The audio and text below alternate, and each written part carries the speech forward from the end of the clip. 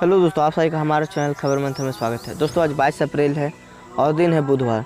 तो चलिए आज की ताज़ा खबर में सबसे पहले एक बार नज़र डालते हैं। हिंदपीढ़ी से बैरिकेडिंग लांघकर भागते 4 लोगों को पुलिस ने पकड़ा। हिंदपीढ़ी क्षेत्र से बैरिकेडिंग लांघकर हरमू की ओर भागने की कोशिश कर रहे 4 लोग को अरगोड़ा थाना पुलिस ने गिरफ्तार किया। हिंदपीढ़ी और अरगोड़ा की सीमा पर मौजूद सब्जी मंडी के पीछे कुछ लोग द्वारा बैरिकेडिंग लांघकर आने की कोशिश करने की सूचना मिली थी, जिसके बाद पुलिस ने वहां पहुंचकर उन 4 लोगों को पकड़ लिया और हिरासत में ले लिया। लॉकडाउन के बाद बाहर से आने वाले झारखंडी भाइयों की सरकार मदद के लिए तैयार है। झारखंड में लॉकडाउन 1, उसके बाद लॉकडाउन 2। हाल में दिनों में कोरोना पॉजिटिव केस बढ़ रहे हैं। सरकार के समक्ष बड़ी समस्या है। लॉकडाउन खुलने के बाद ही बाहर फंसे प्रवासी को लाना है। लॉकडाउन के कारण झारखंड में आर्थिक गतिविधि भी लगभग ठप है।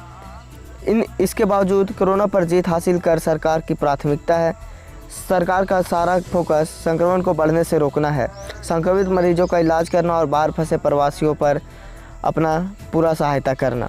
मुख्यमंत्री हेमंत सोरेन ने खुद इन गतिविधियों को मॉनिटर किया है। वे कहते हैं कि चुनौती को लॉकडाउन समाप्त होने के बाद आएगी, इसके लिए अभी से रणनीति बना रही है। लॉकडाउन 2 के दौरान मुख्यमंत्री हेमंत सोरेन से सभी पत्रकारों से कहा कि जितने भी बाहर फंसे हुए लोग हैं वे जैसे ही आते हैं उनके लिए पूरी तरह से तैयारी कर ली गई है और रणनीति भी बना ली गई है। झारखंड पर साइक्लोनिक सर्कुलेशन का असर, कई जिलों में हो सकती है बारिश। मध्य प्रदेश के उत्तर पूर्वी हिस्सों से चला साइक्लोनिक सर्कुलेशन पश्चिमी असम की ओर जा रहा है। इसका असर झारखंड पर भी होगा। मौसम विभाग ने 27 अप्रैल तक मौसम का मिजाज ऐसा ही रहने का पूर्वानुमान किया है। 3 दिनों से झारखंड के अलग अलग हिस्सों में बारिश की वज्रपात हो रहा है। हवा की गति सामान्य से तेज़ हो गई है। वहीं सब्जी फसल को ज़्यादा हो रही है। इस तरह रबी फसल को नुकसान हो रहा है। पिछले 24 घंटे में राज्य में सबसे अधिक बारिश सिमडेगा में हुई। वहाँ मौसम विभाग ने करीब 52 मिलीमीटर बारिश रिकॉर्ड किया है। 29 लाख बच्चों को मिला मिड डे मील का चावल व पैसा। लॉकडाउन में राज्य के 29 लाख बच्चों को मध्याह्न भोजन का चावल दिया गया है।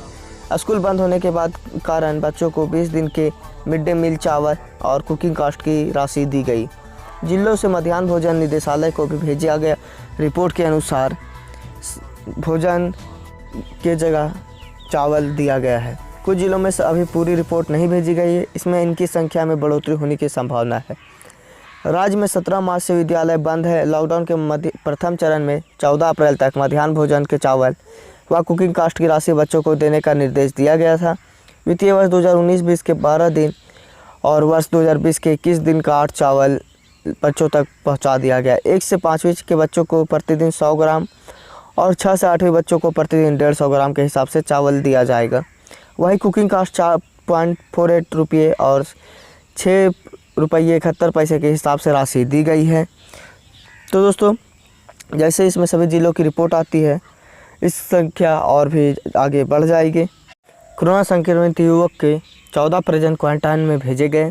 देवघर जिले के सरवा थाना क्षेत्र स्थित गमरिया के कोरोना पॉजिटिव युवक को आइसोलेटेड कर दिया गया। उसके बाद बाविंगा स्थित माँ ललिता हॉस्पिटल में बनाए गए कोविड-19 अस्पताल में भर्ती कराया गया। प्रशासन की ओर से पूरे गांव को सैनिटाइज किया गया। प्रखंड की बैजूकुरा पंचायत के गमरिया गांव को EPR सेंटर के रूप में चिन्हित करते हुए कंटेनमेंट जोन के रूप में सील कर दिया। दंडकारी पुलिस की ड्यूटी लगाई है। सोमवार रात से मरीज की मां, भाभी और एक बच्चे को सारवा क्वारंटाइन सेंटर में रखा गया।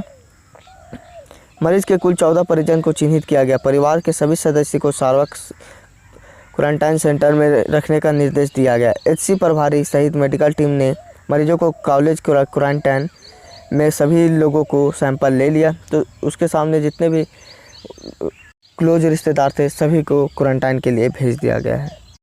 बड़कागांव में कोरोना पॉजिटिव निकलने के बाद बड़कागांव को पूरी तरह से सील कर दिया गया है। बड़कागांव विश्रामपुर पंचायत के सभी गांव सील कर दिए गए। हजारीबाग जिले के बड़कागांव प्रखंड स्थित विश्रामपुर पंचायत का 27 वर्षीय युवक कोरोना पॉजिटिव पाया गया। वह मुंबई में एक अधिकारी का निजी चालक था। इधर कोरोना का पुष्टि होने के बाद हजारीबाग जिला प्रशासन हरकत में आ गया। मंगलवार को उपायुक्त डॉक्टर भुवनेश्वर प्रताप सिंह, पुलिस अधीक्षक मयूर पटेल, विधायक अंबा प्रसाद, BDO वैभव कुमार एवं अन्य अधिकारी संक्रमित युवक के गांव पहुंचने की जानकारी ली। वहीं बड़गांव के विश्रामपुर पंचायत के सभी गांवों को सील कर दिया गया। प्रशासनिक अधिकारियों के अनुसार सारे गांव वालों को सैनिटाइज किया जाएगा और जल्द ही इस पर नज़र भी रखा जाएगा। जेपीएससी में 5 साल से चल रही थी परीक्षा की प्रक्रिया। प्रारंभिक परीक्षा के परिणाम में 3 बार संशोधन हुए थे। झारखंड लोक सेवा आयोग जेपीएससी ने मंगलवार को 6ठी सिविल सेवा परीक्षा की अंतिम परिणाम जारी कर दिया। इसमें विभिन्न सेवाओं में कुल 325 विद्यार्थी सफल घोषित किए गए।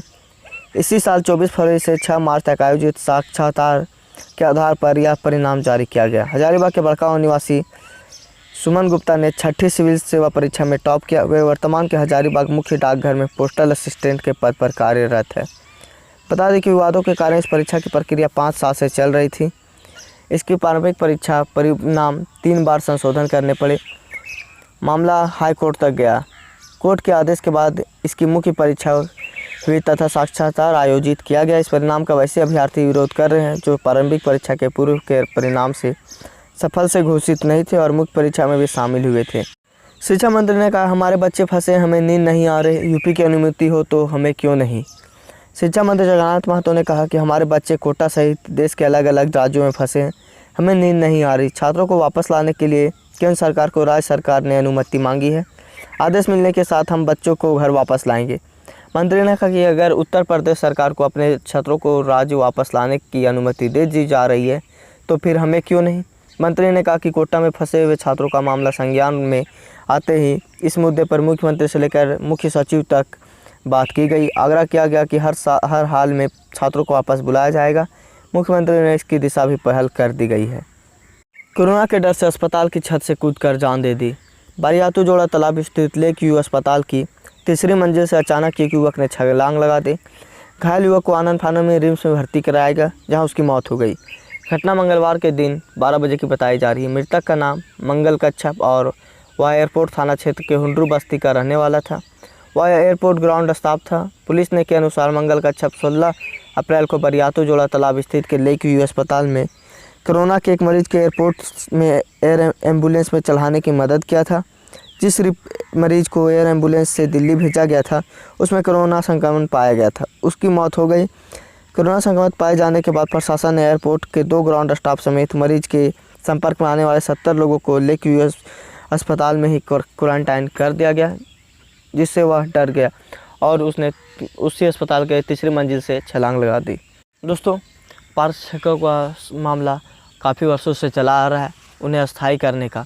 तो दोस्तों, सरकार ने कहा था कि अगर वो इलेक्शन जीत जाती है तो 90 दिनों के अंदर सभी पार्थ शिक्षकों को एक साथ अस्थायी कर देगी, पर अभी तक ऐसा नहीं हुआ। जिसके बाद पार्थ शिक्षकों ने हेमंत सरकार से कहा है कि अगर लॉकडाउन ख़त्म होते अगर उनकी समस्या पर समाधान नहीं किया गया तो वे आंदोलन करेंगे और इस बार वे पीछे नहीं हटेंगे।